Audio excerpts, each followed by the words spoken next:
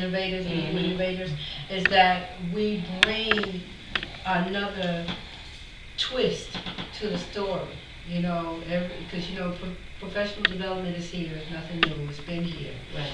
But somehow or another, with all the monies, fundings, and requirements to be a part of professional development, our kids are still coming up short. And they've been pushing differentiated instruction on us for years. Right. It hasn't worked yet. It hasn't worked. And why? And so I think we represent because we haven't figured out how to install the curiosity in our children. Yeah. Yes, that's we haven't made them want to seek the information. And the other thing is we haven't been given the resources. We have not. In the past. But now the resources are wide open. Right. We have internet. Yeah, we have internet. It's a wealth of resources. There we can use a laptop, a desktop, an iPad, a cell phone. We have the internet. Right. This will help us differentiate instruction a whole lot easier, so that the work and the stress is not on a teacher who has 25 or more in many cases. I have seen a classroom with 50 students. Easily. Yeah, easily. How can one teacher, one human being, differentiate instruction for all those students? It's impossible. But with the invention of the internet, it's possible now. And I want to bring you back to, yes, all of that is so absolutely very 100% true.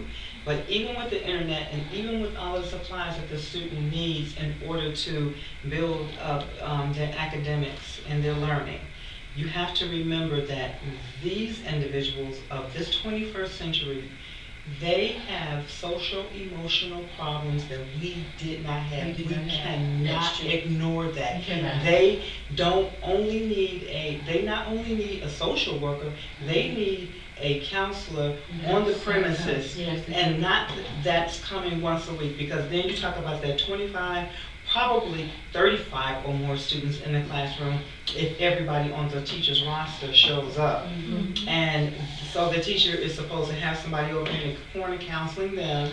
She's supposed to deal with the students that's back there that's getting distracted because she's over there trying to counsel the student who knows that you all know, yes, they are coming in with some serious issues that we didn't dream of when we were in high school. I would have never thought that teenagers, young people in our community would have to suffer through the things that they have to go through. So to congratulate a child for making it to school that day, that's huge. So how do we deal with that? They're hungry. You know, you're not going to get them to maintain their focus. They're happy that you're trying to get them there. Because there's a part of them that's not dead to the idea of learning, because they're there.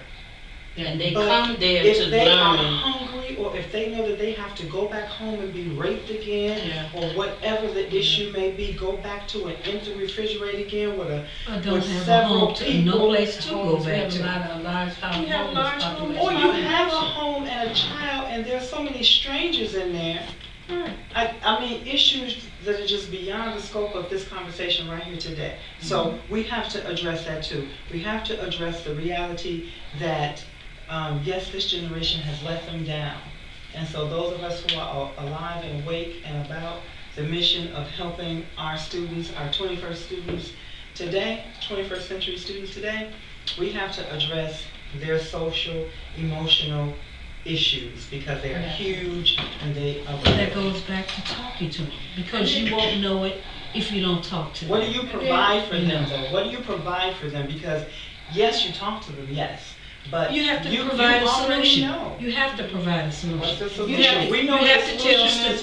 have to tell a student, I'm working on it though. I'm working on it. I have a network of people. I'm going to make a phone call in the middle of my day.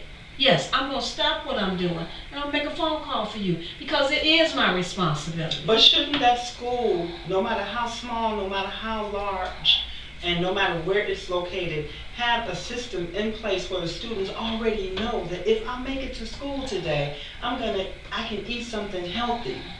I remember once when we worked in a small school together, and that's what began to bring some of our students there. We knew that they were going to be there for breakfast. They had a snack in the morning. They had good lunch. They snack in the evening, and if they stayed there late enough, they had dinner. Once the after-school program was implemented. But it's also very important to smell your meal cooking. If you're at home or if you're in school. When we were in school, we smelled our meal cooking. We did. And so we was like, ooh, it's almost lunchtime. It's right here, it's almost lunchtime. Yeah. When you're at home, and sometimes you can smell your meal outside. Yeah. And so you're like, I wonder if that's my mama cooking. When we came home from my school, house. in our day, when we were younger, when we walked in the door, we walked up the step, we could smell food cooking, and that's not so these days. So even with 21st century student and learning and teaching, some of the things that we had in place that were removed, we need to put them back because they weren't the broke. basics. They broke some things and We need to removing get back it. to the basics. Thank you, yes. We do. Get back to the basics. Now, what? Okay.